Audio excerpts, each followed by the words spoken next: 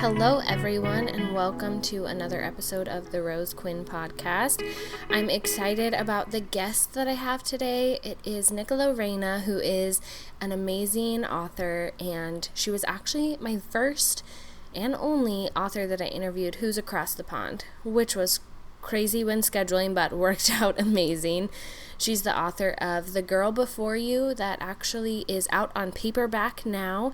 I've talked about this book on the podcast before, and she will tell us a little bit about it. I've also posted about it on my Instagram. So if you want to go read my review of it there, it's on my website too. Wow, it's a lot of places. But you don't want to miss it. It's an amazing book, and you won't regret buying it. Before we get to the interview with Nicola, we're going to talk about my favorite book of this episode, which The Girl Before You I think was already my favorite book of an episode. It's also my favorite book of this episode, so I'll have two. My second one is Waiting at Hayden's by Riley Costello. I posted about this on my Instagram a couple weeks ago, last week.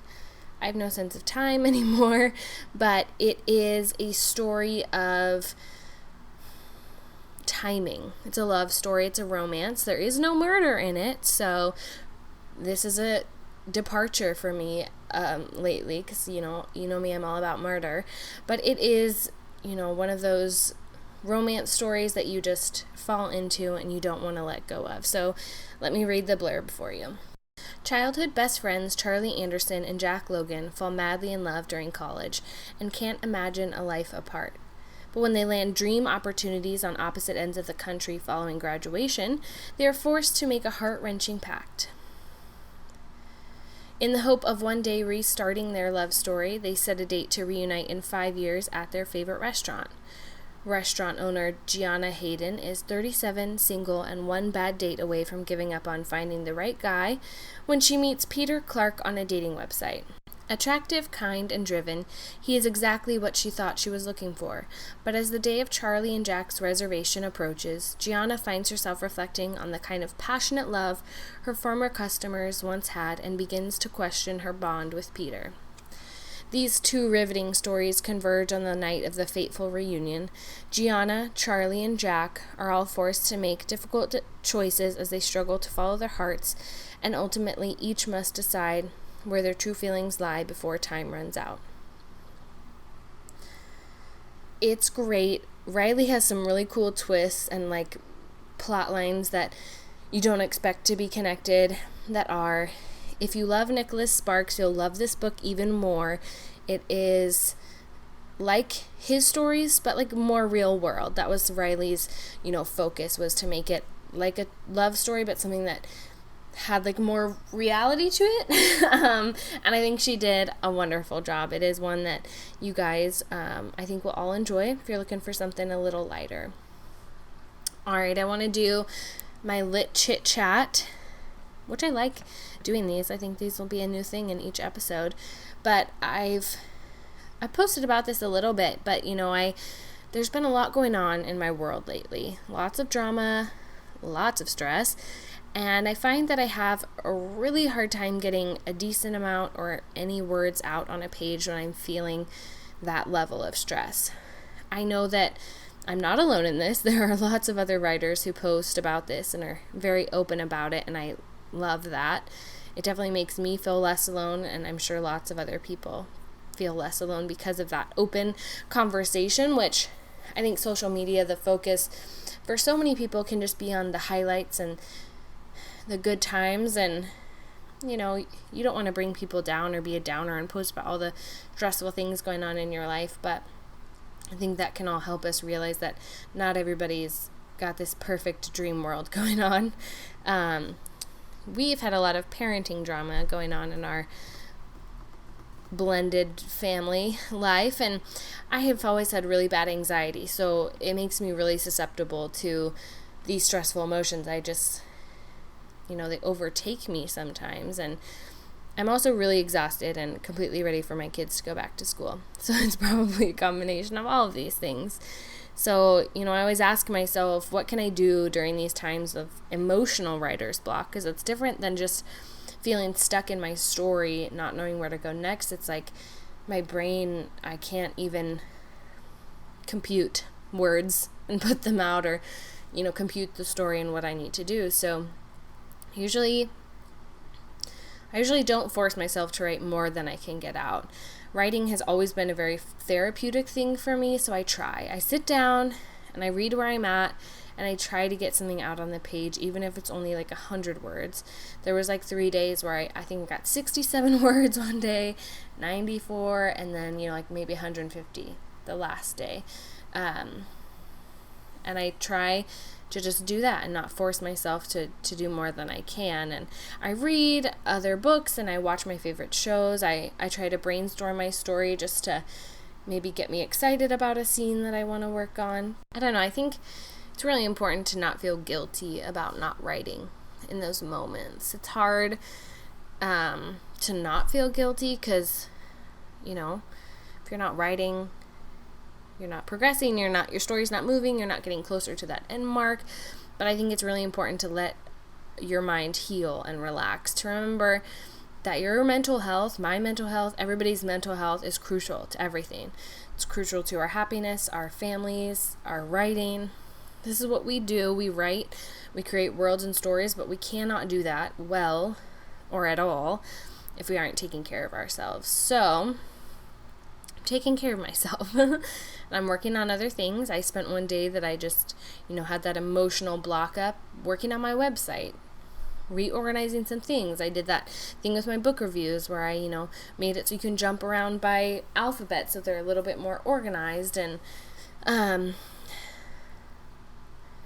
I think part of this whole thing for me is the change in my job. Instead of working, I'm at home with my kids, which I love and love being around them, but it's, different. I've never not worked a job and been in an office and gone the same place every day. So I'm also trying to maneuver around that.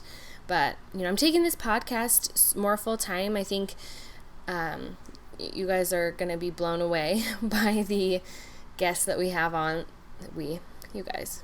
that I have on the rest of the year. And I'm even starting to get the 2020 list put together. So I think that's definitely helping me get de-stressed, just take care of my head and my body and everything else that I've got going on. So, I'll be one of those people, but if anything I said resonates with you, you're not alone. You're okay. If it's hard to write, nothing is wrong with you.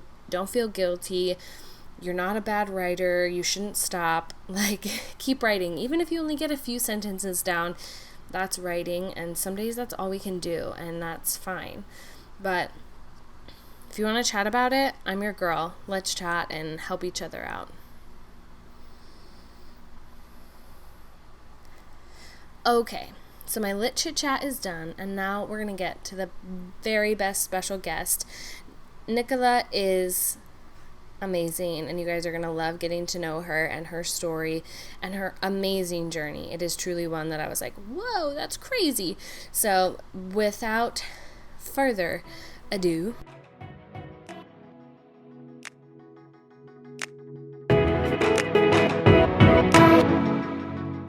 let's go ahead and get started, and let's have you tell us a little bit about your book, The Girl Before You, because it's coming out on paperback, right?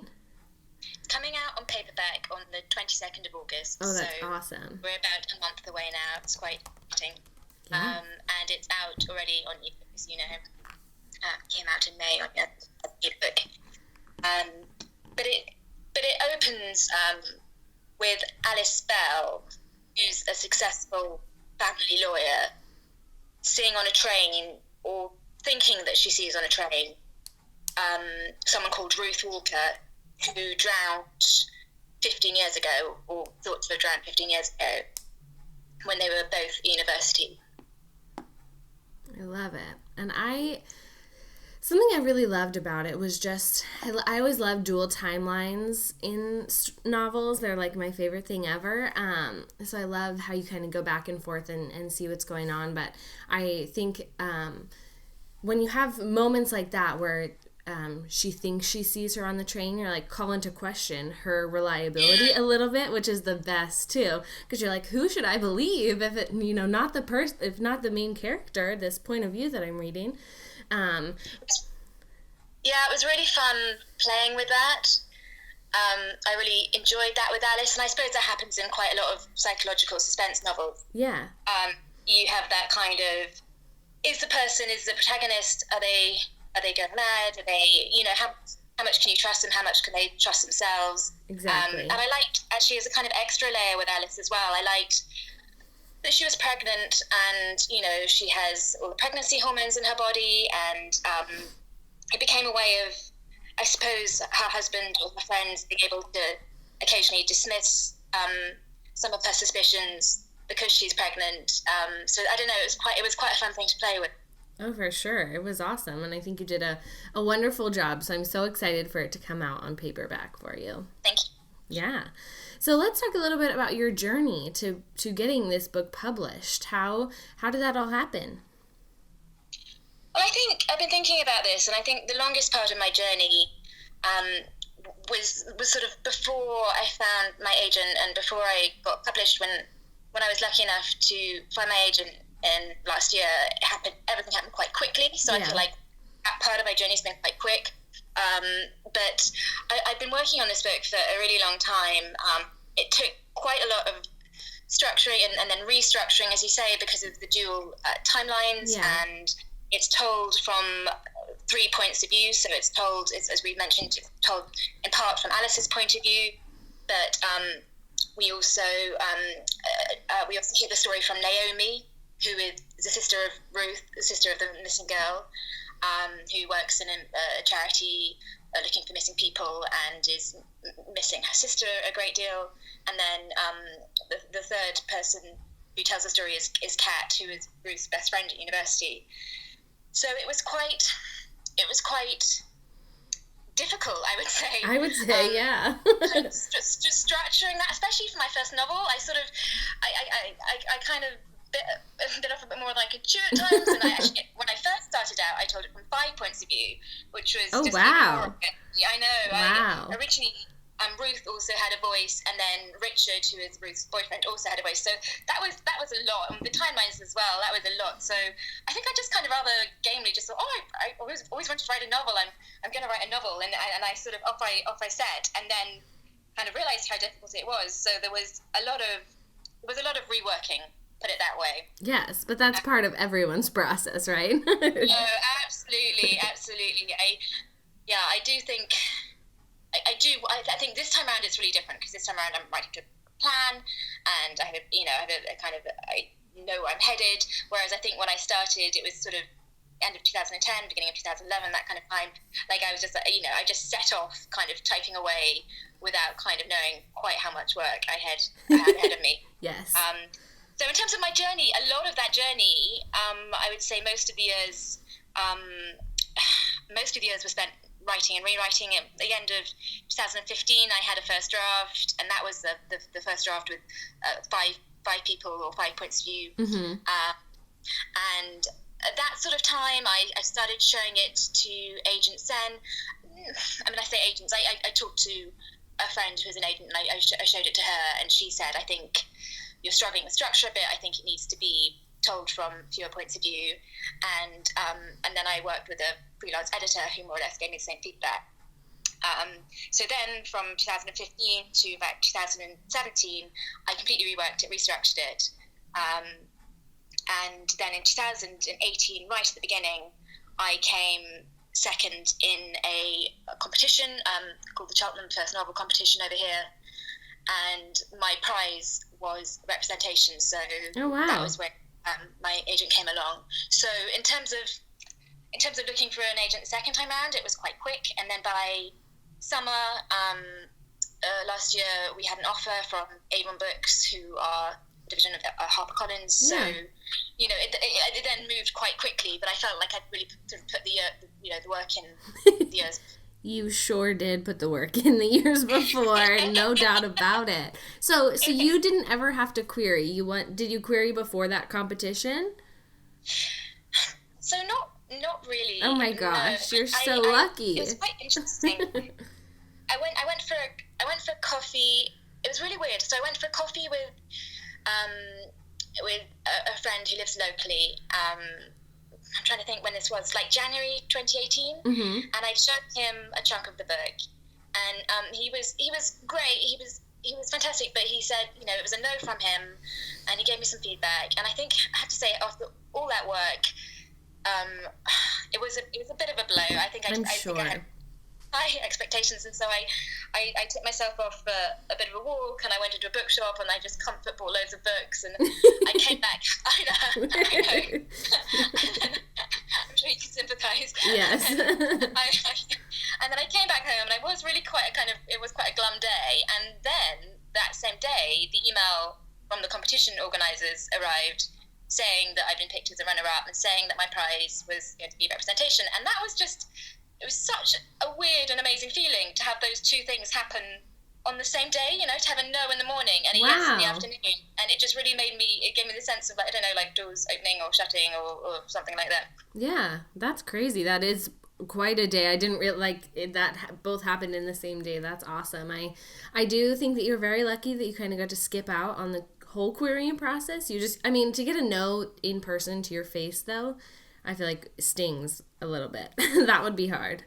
Yeah, no, it was, and I think I had a lot. I think I had a lot pinned on it, but you're right. I was really lucky to skip that process, and I do. I'm on Twitter a fair bit, and I see a lot of kind of querying tweets and things like that. So I do appreciate that is quite a tough part of the process. It is, but I think your journey was the really long revision process, and that's where you had to labor the most. Whereas some people labor a lot in the querying process, you just spend a lot of time working on the structure and the revisions, and that's hard enough on its own.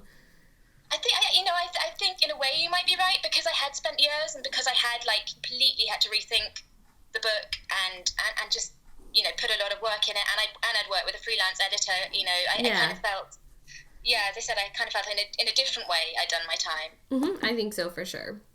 Well, I mean, do you just in your, and maybe, you know, this, you won't have like super specific ones since you didn't actually go through like a long arduous query process, but as, you know, an author who has a book published and representation, and just from what you've seen maybe on Twitter and in the industry so far, do you have any tips for writers who are in that querying process right now?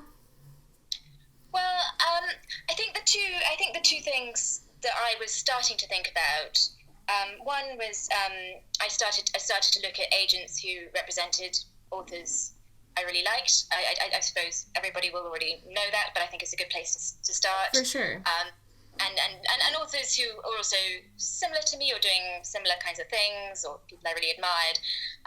So that was one thing I was doing. And also I think if you can and where you can, trying to talk to people you know, or friends of friends, or who work in publishing, or who are agents, or know people who might be agents. I think that kind of thing is quite helpful. I think Chris Babu was saying that, wasn't he? Yeah. Similarly, that, you know, anyone you know who works in the industry is a good place to start. And also, it occurred to me with querying as well. It's a bit like getting married. Like you only in so many ways, but you only need like one. You only need one person to really get what you're doing, right, and to really like what you're doing. You don't need everybody to like your stuff, you know. And that somehow I find that really comforting. It's like getting married or buying a house, and it's just this, you know, if you haven't found that one person yet, that one person is still out there, and that it just made such a difference to me. And when I found my agent and found someone who really believed in the book, it really did help with my confidence. I think so. I think that you know, that's kind of like a hard pill to swallow at a certain level, like, oh, not everybody's gonna like it, but I think it's good to learn in the query process, because then if you do get an agent and do get a book published, not everybody's gonna like your book either, readers, you know. No, absolutely. Yeah. I suppose it's something that we all have to learn kind of over and over again. Yes. And you're right, like, the sooner the better, right? Like, you know, but it's great when one person does. Oh, for sure. That's a really good start. Yes. I think are some great tips for writers who are in the querying process. Let's talk about writing a little bit for you, and how And what the hardest part of writing is for you, and then the hardest part of being an author is for you. Sure. Yeah, I was thinking about this. I mean, writing is such a mixed thing because it's sort of sometimes I just feel like it's all hard. Yes, that's very true. But sometimes I feel like it's all wonderful as well, you know. But I think for me the hard thing is coping with the bad days. When your writing isn't really working, or you know when it's not flowing, or you don't like what you've written, or when you know your confidence is down. And I think it's really tough because you know all writers love what they do and care so much about what they do, and I think it's really hard, you know, coping with that, the kind of the painful days or the bad days is really, really tough. I'm personally quite dramatic in my feelings, and I've got quite a short memory. So, like, if I have a bad day, I'm quite like, oh, you know, it's all terrible, and I'm terrible, and it's not working, and you know, I really kind of catastrophize. And you know, lucky to have people around me, like my husband, who can kind of take a wider view and just say, you know, you had a good day yesterday, and might have a good day tomorrow, and just sort of not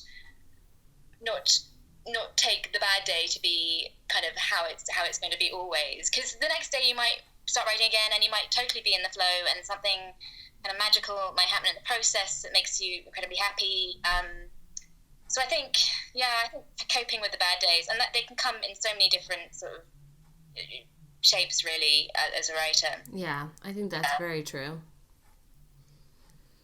In terms of being an author, again, there are lots of kind of parts that are hard, as well as being wonderful. I think one of the biggest lessons I've had to learn recently is about sort of sharing your baby with the world, you know, and letting go of it, and realizing that you can't control how everyone reacts, and you can't control what people make of it. You just really have to kind of let it go. No, I was out in the Caribbean when the ebook of The Girl Before You came out, and the morning it came out, it was a really beautiful day, and it sounds sad, but I sat on the beach and I kind of wrote a letter to the book about all the feelings I had about it and all the memories I had, and I wanted to do this like sort of like letting go process, you know, of sort of kind of in a way almost saying goodbye to it and letting it go into the world. But it's quite therapeutic. But again, it's one of those lessons that I feel like I've had to learn over and over again. Oh, for sure. I think that, you know, writing is something very personal, and something you, like with The Girl Before You, you spent a very good number of years working on it in so many different ways, and I think we become very close, and there's a lot of ourselves in the books, and so to let it out in the world where people are going to judge it and say good things and bad things about it is terrifying. But I mean, that's why we do it, but it's also terrifying. It is, and it's a strange experience at first, but you get more used to it. And as you say, that's why we do it. Yeah. You know, we want to read our books and we want to share our stories. Yes. So let's talk about the flip side. Let's talk about the best parts of being a writer and an author. I think probably all the authors you speak to say this, but I just love the writing. I love the magic of it. Yeah. And I love that you don't always know what's going to happen.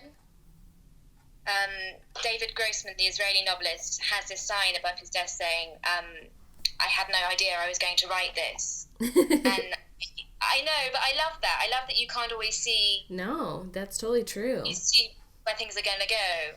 Or when characters can appear, or plot twists can appear. And I think there's something, I don't know, I shouldn't use the word magical too much, but I think there is something very special about that.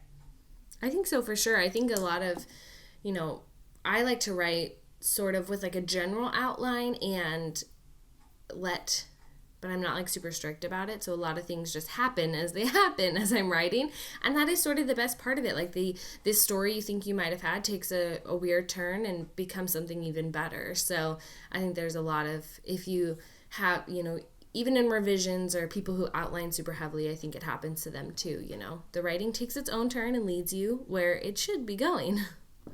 Yeah, exactly. And I think it kind of should be allowed to happen. Like a novel should be able to breathe a bit and Yeah. kind of have that kind of process happen a bit. Because I think for me, like some really special things have come out of that, or characters have come out of that, and I'm really grateful. I know this is something you want to talk about later, but that I'm more of a kind of pantser. Like I am kind of someone who will go with the flow a bit more. I am definitely that way too. So what about being an author? What's the best part so far for you? Well, the sense of achievement is good. Yeah. It's a really good feeling, and to see it was really amazing when my proofs came through, and to see The Girl Before You as a solid book was incredible, and I'm really looking forward to that again when the finished copies come through. That's pretty special. But I have to say, I've also really enjoyed connecting with other people who love books. I really, since this has all happened for me, I've just met some wonderful people. My agents at LBA have been fantastic, and other people in publishing and bloggers and readers, and I think everyone shares that love of books, and that's... Oh, yeah. I really am grateful that all of that has been brought into my life. I can't remember who said it. I feel like one of my guests on this podcast had said it before, but book people are the best people. Like, we all love books, so that's all why we're here. Even if somebody ends up not loving your book as much as you do, like, they still love books, and that keeps us all in common. And I feel like there's a really wonderful community of, like you said, agents and readers and bloggers, but also just within the writing community. People are supportive and cheer you on as things happen, and as you progress at different levels, it's not like, I'm sure that I have struggled with it, where you see like 10 people get an agent in a week and you're like, God dang, what am I doing wrong? But you're so happy for those people. I want those people's books out in the world too, so that I can read them. Like, we're all cheering for one another.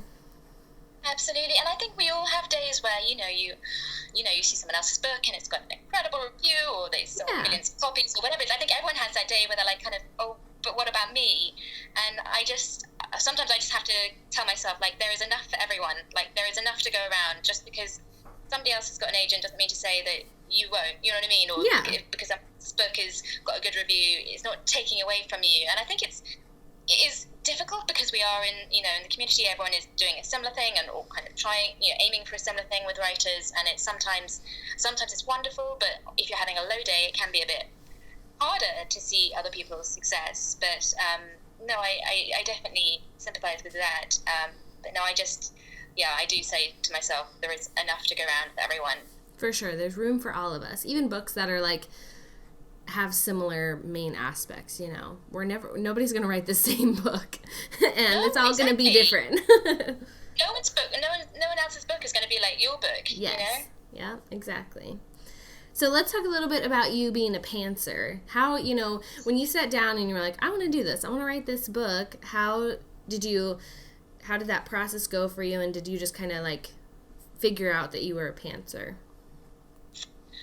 Well, as I say, I just kind of thought I'm going to do it. We joined a local writing group, but I think partly, so my husband's a writer as well, I think partly we joined one because I always knew I wanted to do it. I'm a journalist by profession, but I kind of, much as I like writing nonfiction, I knew it wasn't quite enough. So we started this group, and I just started tapping away in kind of fragments, and I didn't know where I was going, and I started all these fragments and all these voices, and gradually it started coming together. But that was naturally, I think that's kind of how I want to approach things. I think, only comparing the book I'm working on now and my last book, but this one is different because I'm writing to a synopsis. I have a plan, and I think of it like a map, Yeah.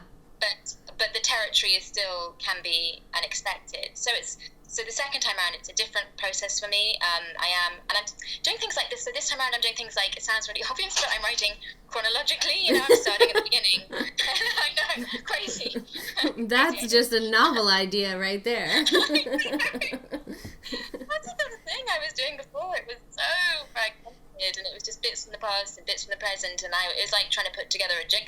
special. I mean, really, it was a weird, because in some way I really didn't make it easy for myself, but in another way, that was my natural way. That was kind of what felt right for me. So, yeah, I do think, I think left to my own devices, that is possibly how I'd write, but it's very time consuming and laborious. So I think this second way of doing it to a map where you are following a plan, and you can have some surprises along the way, but you basically know where you're headed, is probably pretty more time efficient. Certainly. It is a little bit more time efficient. I wrote a novel pretty much the same way, just kind of like in fragments, because like when you get inspiration for a certain moment, you want to write it down and figure it out. But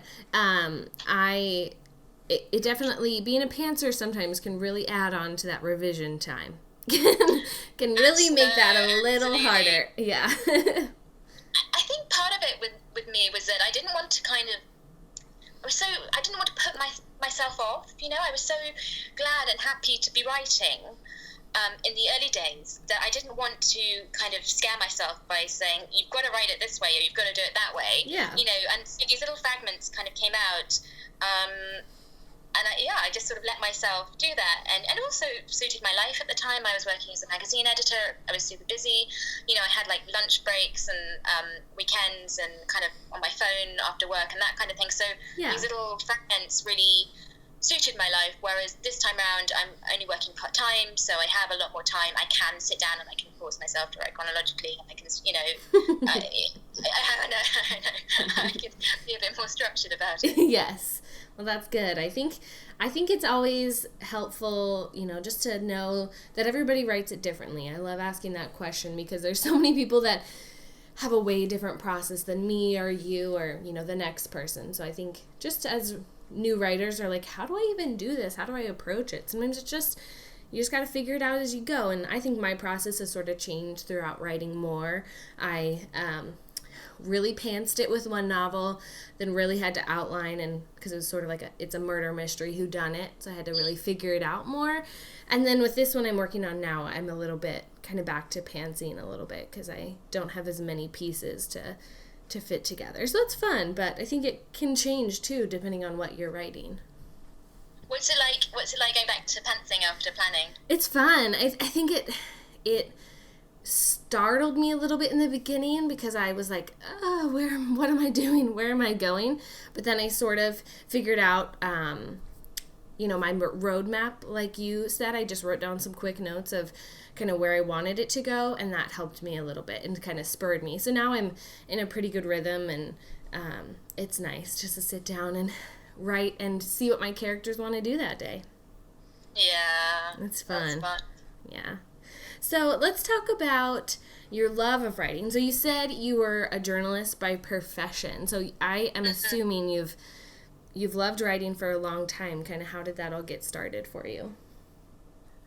I think I was just that kind of classic case of a book lover, really. My mom found a picture recently that I put on Instagram of I must have drawn it when I was about 5, and I'm sitting at the table like writing a book. Oh. And the caption is me doing my book. And I think I know, and I think I just always loved books and read the covers when I was little and got kind of told to put them away by my parents, and loved stories and tell myself stories, and just I think it's that quite classic case, really. I think the only other thing that came close when I was younger was I really love animals, so I did think about training to be a vet.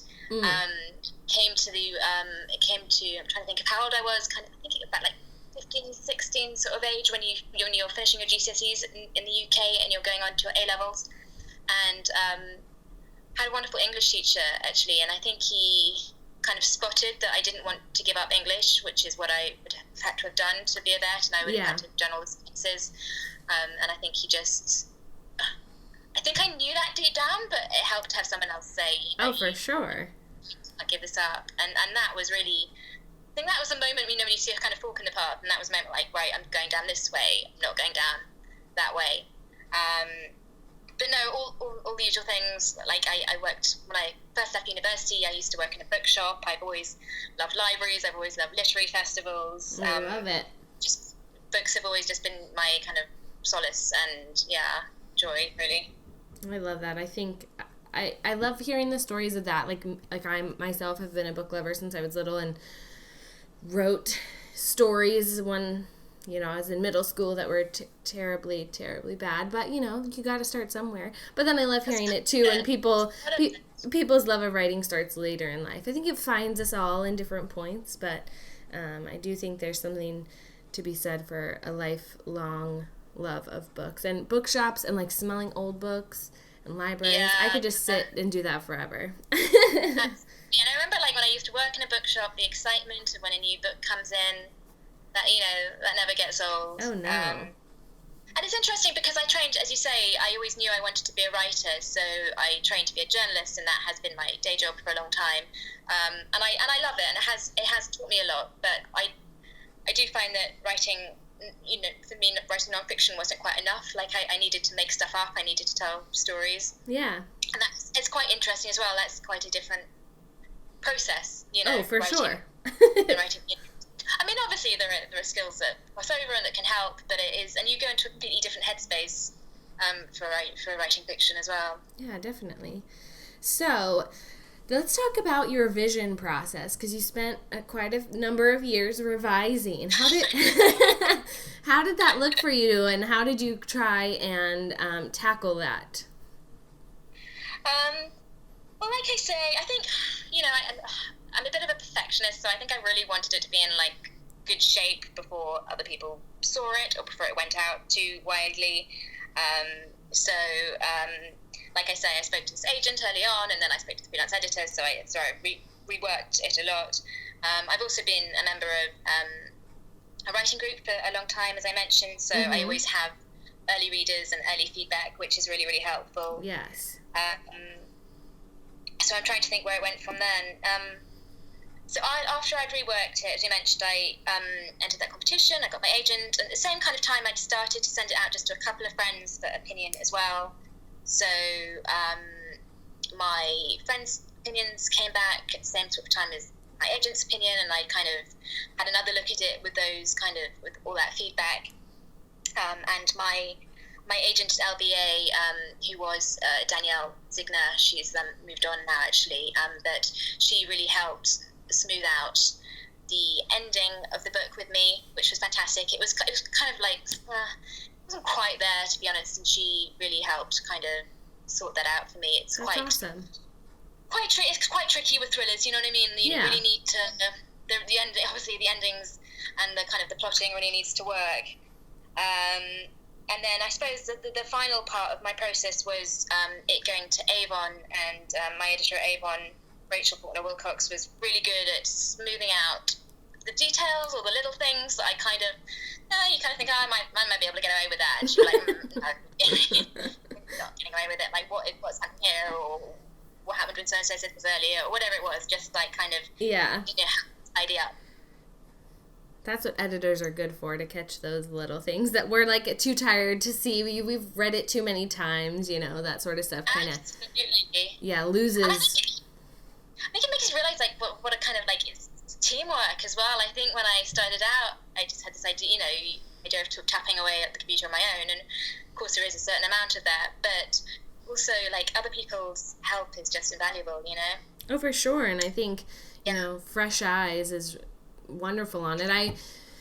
I did something with my one I just finished that I read it out loud, which was really helpful because I saw some weird sentences, but also just stuff that clearly in my mind I was, like, totally skipping over and just, like, closing my eyes to, I guess, because in your head you just fill in missing words or, make it sound how it should. But I think, there's something to be said for fresh eyes and people who haven't read it 12,000 times already. No, reading out loud is really, really helpful. So we, at class, we do that. Like, we'll bring a section along, and one of us will read out loud. And as you say, you catch so much stuff that you don't Yes. catch when you're reading on the screen or even on the page. And you hear repetitions, don't you? And you hear if the kind of cadence of a sentence isn't working. It's really good for flagging those things up. For sure. Well, I love to know about people's revision process and how it all works. And I think teamwork is super important. Writing groups, critique partners, beta readers, our community is so supportive, so take advantage of it. Absolutely. Do you work with freelance editors? Or? I have before. I've had an editor actually edit a query letter before, which was super helpful because I suck at query letters. Query letters are the death of me. So I have before, but I don't feel like I've really queried something or planned to really heavily enough to invest in a freelance editor because they can be, expensive, rightfully so, because of the valuable feedback they'll give you. But I've relied, a lot on my critique partners and beta readers to get that first round of revisions done. But I'm sort of just in this place where I'm not trying super hard to get an agent and just trying to get some more underneath my belt of writing. I've written a lot, but, I just think there's always room for more practice. So maybe next year will be my year of really trying to get an agent. I think also, it's about doing things in spurts, isn't it? I think you can't, consistently chasing can be quite tough. Yes. Whether it's job hunting or whatever it is, I think, having a break from something and then coming back to it with renewed energy can be quite a good idea. I think so, too. I think I finished... maybe 2 years ago. 2 years ago, I finished a novel, wrote it during Nano and revised it a ton, and it went through a lot, and I queried it pretty heavily, but then I sort of, I love the book, but I feel like I don't want it to be my debut, sometimes you have to make those decisions, too, I think I want to start with another one if I can, so it's always that trying to figure out, because it is a business and you're trying to think about what agents are really going to, get and what's going to work in the market and what's out there right now. So I'm all right now, but I'm sort of querying one, but very slowly, sending out 5 queries every couple of weeks or something like that. Yeah. No, it's a balance, isn't it, between trying to do something commercial and also doing something that you love and that you care about. Yes. And I have one, the one that I tried to query and kind of put on the back burner I love a lot, but it has zombies in it, which zombies have always terrified me, and I wouldn't necessarily say it's a zombie story. It's a human story set in a zombie world, but I've had a lot of people who are like, zombies are so over, and I'm like, no, they are not. They're still in the theater. Zombies will never be over. No, zombies are always going to be there, but I think I'm just going to wait a little bit longer until people aren't so overdone with zombies, and then it'll be fresh and new. But my last question for you is my favorite one. I love, as a book lover and book lovers, I just love for us to all share our favorite books. So I want to ask you what your favorite book is right now. This is not your favorite book of all time, just a favorite book that you read recently. Well, I do have an answer, actually, and it's the 7 Deaths of Evelyn Hardcastle. Ugh, it's the best book ever. How good is that? Oh, it's so good. Fantastic. Yes. It has everything I love. It's just got, it's an amazing murder mystery. It's got incredible pace. It's beautiful language, and just loved how crazily inventive it was. Oh, and my talking about a difficult book to write, oh yeah. Oh my goodness. Oh my gosh. I mean, how did he stay on top of all of that? He must have, I feel like he's an outliner. He had to have been keeping notes, because otherwise you'd get things mixed up. I read that book, I don't know, I had an arc of it before it came out, and I was like, what is this? I read it in one day. I was like, this is the most amazing book I've read in a really long time. I love that book. It's just absolutely fantastic. And I suppose, for me, the 2 things I really love in books, my favourite books. So a lot of my favourite writers are people like Maggie O'Farrell and Julie Myerson, Kate Atkinson, Sarah Waters. They're people who, they write a really suspenseful novel, but with really gorgeous language as well. Yeah. And I think he did both amazingly. I just thought the writing was fantastic. But the plot was so good as well, and it's It's hard to do both, and to be so inventive and to be so creative. No, it's fabulous. Oh, I know. Just what an amazing idea to come to your head and be like, oh yeah, I can make this work. Yeah. Yeah, I love that book. Alrighty, well, thank you so much for chatting with me for the podcast. And everybody, The Girl Before You is out on paperback August 22nd. As always, thank you so much for listening to the podcast. Rate and review it wherever you're listening from, or if you don't have the option, like on Spotify or whatever, share it on your Twitter, your Instagram, and get ready for an agent interview next week. As always, I am currently on the call out for 2020 guests. So if you have a book coming out in 2020, or you're an agent who wants to be on the podcast, I'm trying to record a bunch of stuff before the end of the year so that when our new edition arrives, I already have a bunch of stuff done and I can just be sleep deprived all by myself. And if you have a book that you want to be featured, or you just want to chat and be my friend, connect with me on Instagram and Twitter at RoseQuinny, QUINNY, and hit up my website, rosequinnco.com. All right, guys. Set your alarms for next Friday. New episode. See ya.